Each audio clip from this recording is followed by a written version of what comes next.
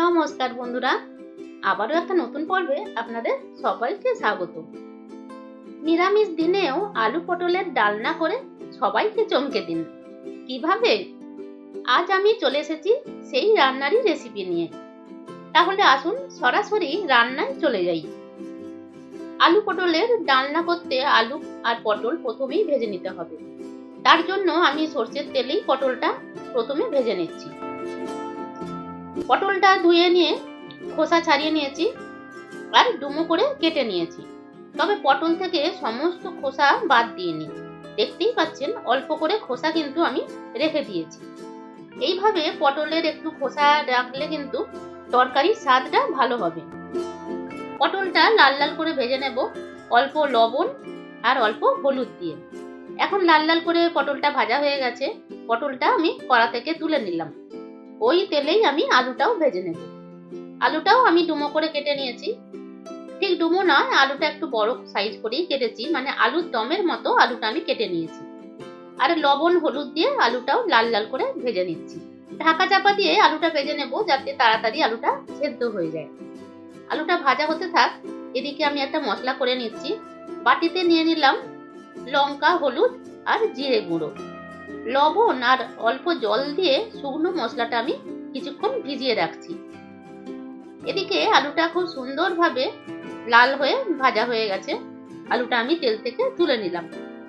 এই তেলেই আমি তরকারিটা করে নেব। ফোড়নের জন্য দিয়ে দিয়েছি গোটা জিরে। আর যেহেতু নিরামিষ রান্না, আমি অল্প একটু হিংও দেব। হিংয়ের ওপরেই আমি 1 চামচ আদা বাটা দিয়ে দিলাম। হিং আর আদা বাটা যদি একটু কষে নেওয়া যায় তাহলে কিন্তু তরকারির স্বাদটা খুব ভালো আসবে।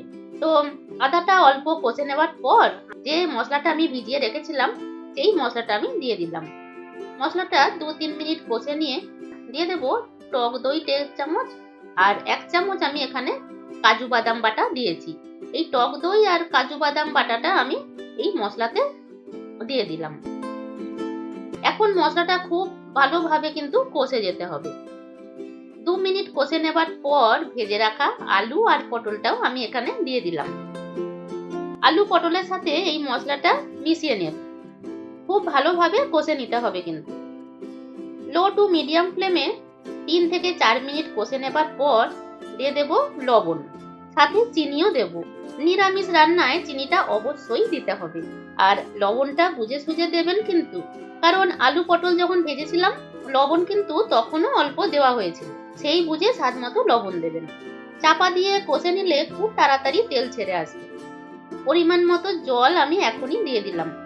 খুব বেশি ঝোল করব না, তাই অল্প করেই জল দিলাম। তবে অবশ্যই গরম জলই দেবেন। 2 মিনিট ফুটিয়ে নেবার পর 1/2 চা চামচ গরম মশলা গুঁড়ো আর 1 চামচ ঘি দিয়ে দিলাম।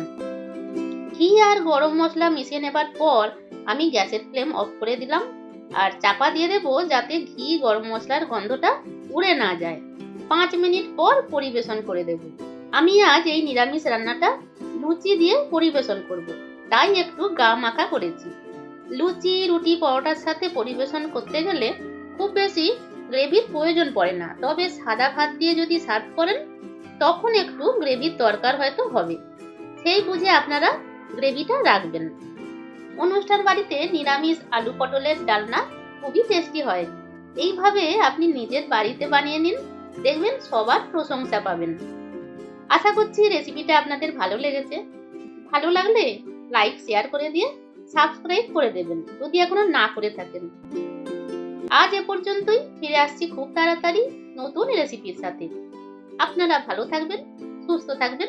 ধন্যবাদ।